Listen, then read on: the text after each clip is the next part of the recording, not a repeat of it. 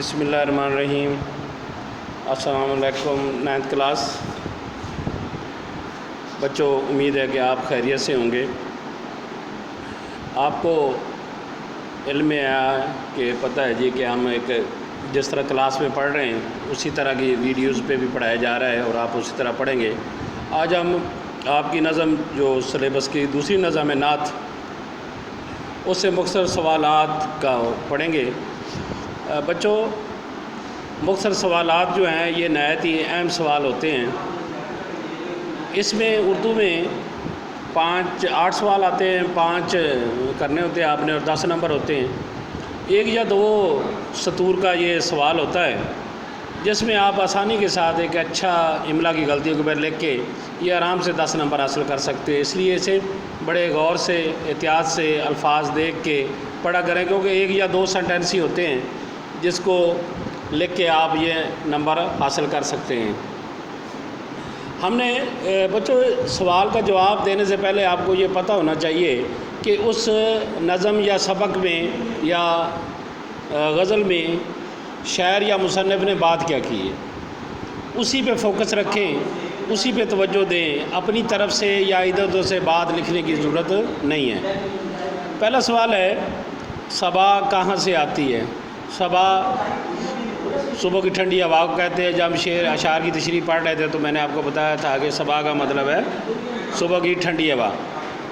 صبا شاعر کے مطابق مدینے سے آتی ہے۔ سمپل ایک لفظ میں مطلب اس کے 4-5 الفاظ بنتے ہیں۔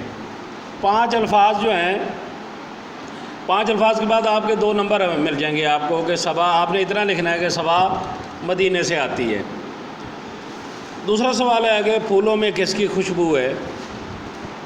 اسی شعر کا دوسرا مصرع یہ سوال ہے کہ پھولوں میں کس کی خوشبو ہے؟ ہم لکھ دیں گے جی کہ پھولوں میں مدینے کی خوشبو ہے، کیونکہ شاعر نے یہی بات ہمیں بتائی ہے جی کہ جو مدینہ منورہ ہے وہاں سے جو پھول جتنے بھی دنیا کے پھول ہیں وہ خوشبو وہیں سے حاصل کرتے ہیں، اور شاعر نے بھی نبی پاک صلی اللہ علیہ وسلم کی تعریف کرتے ہوئے یہی بات بیان کی ہے جی کہ جتنے بھی پھول ہیں اس میں مدینے کی خوشبو ہے۔ تیسرا سوال آپ کا ہے جی شاعر کے دل میں کیا حسرت اور آرزو ہے؟ حسرت ہے خواہش، آرزو بھی خواہش کو کہتے ہیں، لیکن حسرت ایسی خواہش کو کہتے ہیں جو شاید کبھی پوری نہ ہو، اور آرزو وہ جس کی پوری ہونے کی امید ہو۔ یہ تھوڑا سا فرق ہے لیکن میننگ دونوں کا ایک ہی ہے۔ ابھی شاعر کی یہ حسرت و آرزو ہے، اور بلکہ میں نے آپ کو پہلے ہی بتایا تھا جی کہ ہر مسلمان کی یہ حسرت و آرزو ہے کہ وہ مدینہ منورہ میں جی اور مرے۔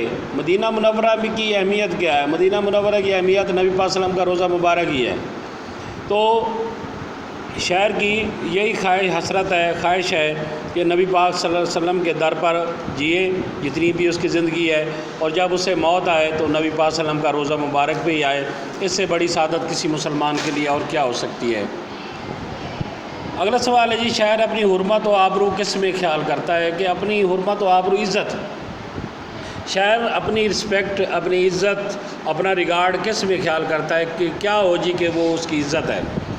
تو شاعر کے دل میں نبی پاک صلی اللہ علیہ وسلم کے راہ میں مر کر خاک ہو جانے میں حسرت و آرزو ہے۔ کیسے حرمت سمجھتا ہے کہ شاعر کے دل میں نبی پاک صلی اللہ علیہ وسلم، کوئی بھی مسلمان بچوں ہے اس کی یہ خواہش ہے کہ نبی پاک صلی اللہ علیہ وسلم کے بتائے ہوئے راستے پہ چلے۔ نہ صرف وہ نبی پاک صلی اللہ علیہ وسلم کے بتائے ہوئے راستے پہ چلے، بلکہ اگر اس میں اپنی جان بھی قربان کرنی پڑ جائے تو اس سے بہتر بات اور ہو نہیں سکتی کسی مسلمان کے لیے۔ اس سے بڑی اور سعادت ہو نہیں سکتی کہ وہ نبی پاک صلی اللہ علیہ وسلم کے راستے میں اس کی جان چلی جائے، کیونکہ ایک مسلمان جو ہے وہ اس کے لیے دنیا کے لیے زندہ نہیں رہتا۔ مسلمان تو آخرت کی کامیابی کے لیے زندہ رہتا ہے، جنت کے لیے زندہ رہتا ہے۔ مسلمان کو ویسے تو ساری دنیا کو کنفرم ہے جی ایک دن ہر انسان نے مرنا ہے، لیکن ہمارا عقیدہ ذرا الگ ہے، اور یہ عقیدہ ہی ہمیں دوسرے مذاہب سے ذرا الگ کرتا ہے۔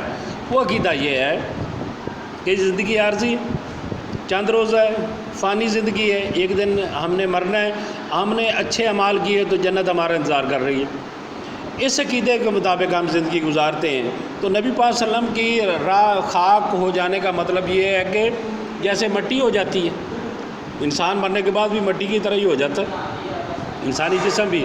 تو شعر کے مطابق میں بھی نبی پاک صلی اللہ علیہ وسلم کی راہ میں چلتے ہوئے اللہ کے دین کی خاطر، نبی پاک صلی اللہ علیہ وسلم کے بتائے ہوئے دین کی خاطر میں اگر اس دنیا سے چلا جاؤں، میری جان چلی جائے تو میری اسی میں عزت ہے۔ طوطی و بلبل کس کا ذکر کرتے ہیں؟ یہ دو پرندوں کا میں نے آپ کو بتایا تھا کہ دو خوش آوازیں، بہت خوش نما آوازیں ہوتی ہیں ان کی، طوطی کی بھی اور بلبل کی بھی۔ اللہ تعالیٰ نے انہیں خوبصورت آوازیں دی ہیں۔ تو شاعر یہ کہتے ہیں جی کہ انسان تو انسان، مسلمان تو مسلمان۔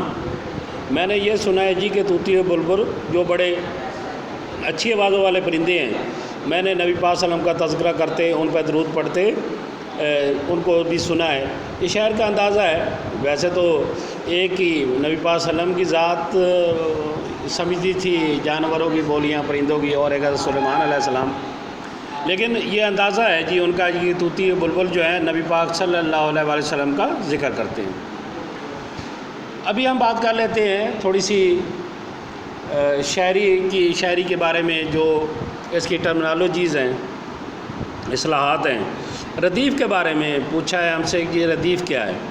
ردیف کسی بھی نظم یا غزل میں کے آخر میں، اشعار کے آخر میں بار بار آنے والے لفظ کو ردیف کہتے ہیں۔ اس نعت میں ردیف جو ہے یہ ہے، وہ اس کی ردیف ہے۔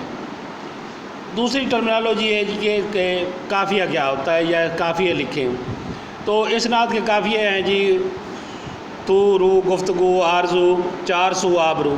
کسی بھی شعر میں پہلے دونوں مصروں میں، نظم یا غزل پہلے دونوں مصروں میں ہم آواز الفاظ، اور باقی اشعار میں سیکنڈ مصرع جو ہر شعر کا ہوتا ہے اس میں جو ہم آواز الفاظ ہوتے ہیں وہ قافیہ کہلاتے ہیں، اور قافیہ ہمیشہ ردیف سے پہلے ہوتا ہے۔ سمپل سی بات ہے، اسے آپ اتنے چکر میں نہ پڑیں کہ ہم آواز الفاظ کسی نظم یا غزل میں وہ ردیف قافیہ کہلاتے ہیں، اور ایک جیسے الفاظ جو بار بار آ رہے ہیں شعر کے آخر میں وہ ردیف کہلاتے ہیں۔ تو سادہ سی بات ہے، سادہ سی بات کو سمجھنے کی کوشش کریں۔ یہ ٹرمنالوجی بھی آتی ہے، امتحان میں ہم سے بھی پوچھی گئی ہے، کبھی کبھار پوچھ بھی لیتے ہیں، اور ہمیں یہ یاد بھی کرنی چاہیے۔ پیارے بچوں، آج چونکہ جمعرات ہے اور جمعہ کے دن آپ کا جائزہ ہوتا ہے جو اسکیجول کے مطابق ہے، جیسے کلاس میں ہوتا ہے ویسے بھی ابھی ہوگا، اس میں پریشان ہونے والی کون سی بات ہے۔ تو آپ نے جو نظم یہ نعت ہم نے پڑھی، کل بھی پڑھی اور آج بھی پڑھ رہے ہیں، اس کا آپ نے خلاصہ یاد کرنا ہے۔ کل آپ کا اس سے جائزہ لیا جائے گا اور آگے آپ کو پڑھایا جائے گا۔ کل سے مراد 11 ستمبر 2020، اور 11 ستمبر آپ کو یاد رکھنے کے لیے قائد اعظم کا یوم وفات بھی ہوتا ہے، لیکن اس دن آپ نے یہ خلاصے کا آج یاد کرنا ہے بڑے اچھے طریقے سے۔ 5 نمبر کا یہ سوال ہے، اور جو طریقہ بتایا گیا کلاس میں اس طریقے کو فالو کریں، اور یہ 5 نمبر اپنے ایگزامینر سے چھین لیں، آسانی سے چھین سکتے ہیں آپ، یہ آسان سا کام ہے۔ 10 سے 12 لینے آپ نے خلاصے۔ ہاں بچوں، یہ یاد رکھنا ہے آپ نے کہ اس کا مرکزی خیال نہیں لکھنا، میں نے اسی لیے مرکزی خیال کا ذکر ہی نہیں کیا، آپ نے خلاصہ لکھنا ہے۔ خلاصے میں تھوڑا بڑا ہوتا ہے، 5 نمبر دینے میں ایگزامینر کو مشکل نہیں ہوتی۔ تو کل انشاءاللہ آپ کا جائزہ ہوگا۔ آپ کی سماعتوں کا بہت بہت شکریہ، اپنا اور اپنے گھر والوں کا خیال رکھیے گا۔